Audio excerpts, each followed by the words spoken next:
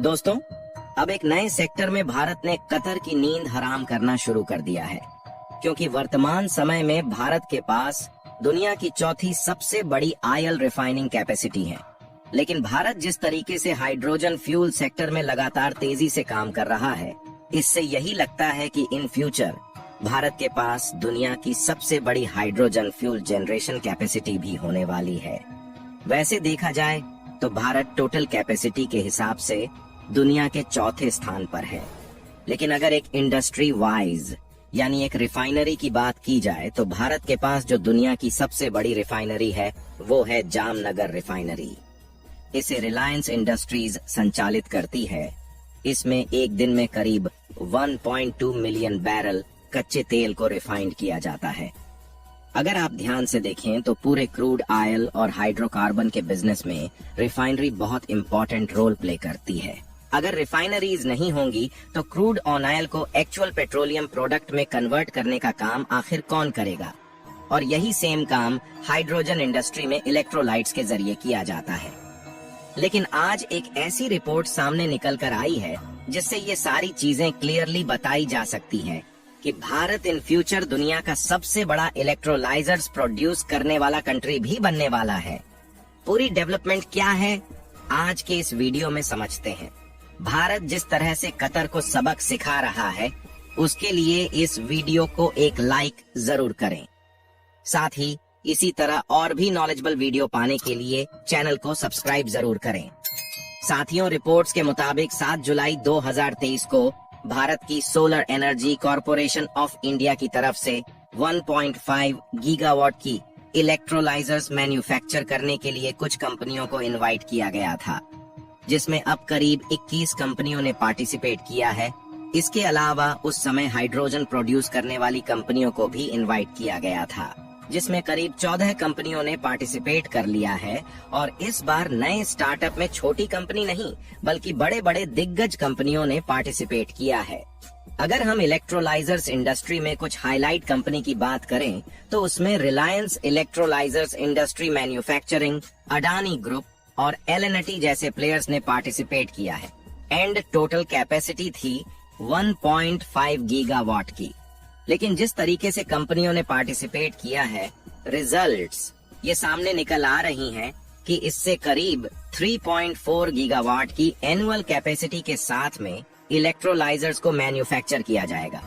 आपको बता दें, भारत भले ही अपनी जरूरत के हिसाब से इलेक्ट्रोलाइजर्स प्रोड्यूस ना कर रहा हो, लेकिन भारत के अंदर कई ऐसी अमेरिकन कंपनी काम कर है जो भारत से इलेक्ट्रोलाइजर्स एक्सपोर्ट करना शुरू कर चुकी हैं, और वह लगातार अपनी मैन्युफैक्चरिंग कैपेसिटी भी बढ़ा रही है। वैसे देखा जाए तो एसईसीआई का टारगेट यही है कि भारत के अंदर करीब 4,50,000 टन ग्रीन हाइड्रोजन को प्रोड्यूस किया जाए। इसके लिए इलेक्ट्रोलाइजर्स सबसे जरूर डिवाइस मानी जाती है। आसान शब्दों में बात की जाए तो इलेक्ट्रोलाइजर्स वह मशीनरी है जिसका इस्तेमाल करते हुए पानी से हाइड्रोजन और ऑक्सीजन को अलग किया जाता है। जहां पर हाइड्रोजन को अलग करके हम हाइड्रोजन को एज ए फ्यूल इस्तेमाल कर सकते हैं।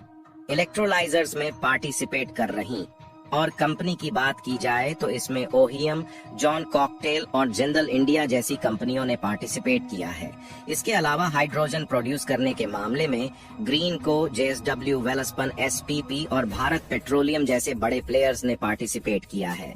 इसके अलावा जहां एक तरफ दुनिया के कई डेवलप्ड कंट्रीज अपने देश के अंदर सिंगल हाइड्रोजन प्रोजेक्ट में 2 बिलियन, 2.5 बिलियन या फिर 5 बिलियन यूएस डॉलर तक इन्वेस्टमेंट कर रहे हैं, वहीं भारत सिर्फ एक स्टेट के अंदर करीब 80 से 85 या फिर 90 बिलियन यूएस डॉलर तक इन्वेस्टमेंट के साथ आगे बढ़ रहा है।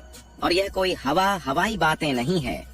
ऑलरेडी रिपोर्ट सामने निकल कर आई है जिसमें बताया गया है कि भारत ने सिर्फ बेसिक या फिर कहें फाउंडेशन में हाइड्रोजन प्रोजेक्ट और हाइड्रोजन इंडस्ट्री को बड़े स्तर पर शुरू करने के लिए 2.5 बिलियन यूएस डॉलर तक इन्वेस्टमेंट कर दी है। और ऐसा इसलिए पॉसिबल हो पा रहा है क्योंकि भारत एक ऐसी लोकेशन पर है जहां पर साल के 365 दिन धूप पहुंचती है, और इसलिए भारत के लिए ग्रीन हाइड्रोजन प्रोड्यूस करना सबसे ज्यादा इजी है। तो इसी एडवांटेज के साथ भारत के अंदर बिलियन ऑफ डॉलर की इन्वेस्टमेंट आ रही है। इसके अलावा दुनिया के कई देशों ने हाइड्रोजन फ्यूल इंपोर्ट कराने की बात कही है। द हिंदू की एक रिपोर्ट के मुताबिक अडानी ग्रुप ने अब तक करीब 2.5 बिलियन यूएस डॉलर तक इन्वेस्टमेंट कर दी है और ये इन्वेस्टमेंट सिर्फ हाइड्रोजन प्रोडक्शन, उनके ट्रांसपोर्टेशन और नए नए प्लांट्स के लिए जो बेसिक फाउंडेशन है उस पर खर्च किया गया है। और ये सारी इन्वेस्टमेंट अडानी ग्रुप की सबसे बड़ी कंपनी जिसका नाम है अडानी न्यू इंडस्ट्रीज लिमिटेड, उसके द्वारा खर्च किया गया है।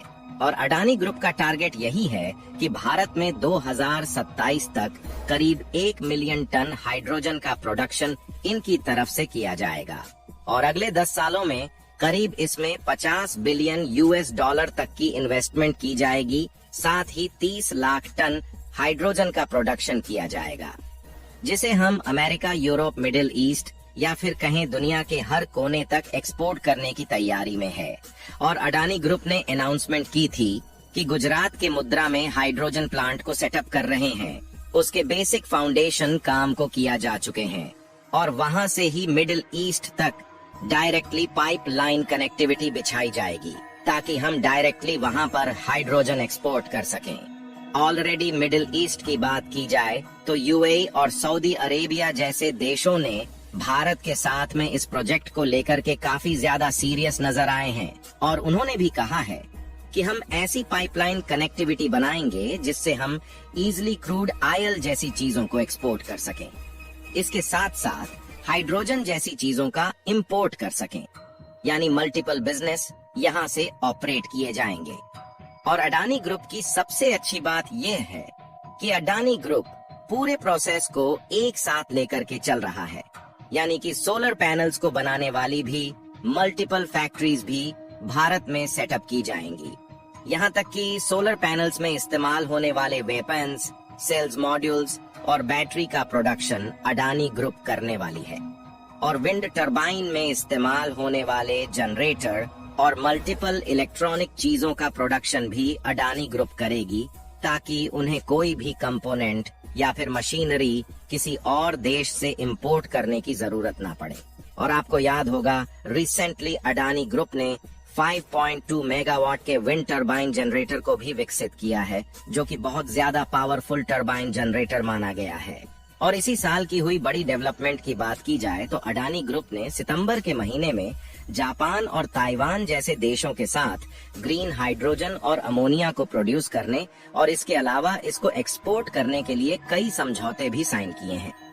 बाकी आपको क्या लगता है, इससे भारत को ग्लोबली फायदा होने वाला है या नहीं? अपनी राय कमेंट में जरूर बताएं। इस वीडियो को एक लाइक जरूर करें और अपने दोस्तों तक इस वीडियो को शेयर करें ताकि उन्हें भी जानकारी मिल सके। इसी तरह और भी नॉलेजेबल वीडियो देखने के लिए अपने भरोसेमंद चैनल को सब्सक्राइब करके बेल नोटिफिकेशन को ऑल पर जरूर रखें। वीडियो को अंत तक देखने के लिए धन्यवाद।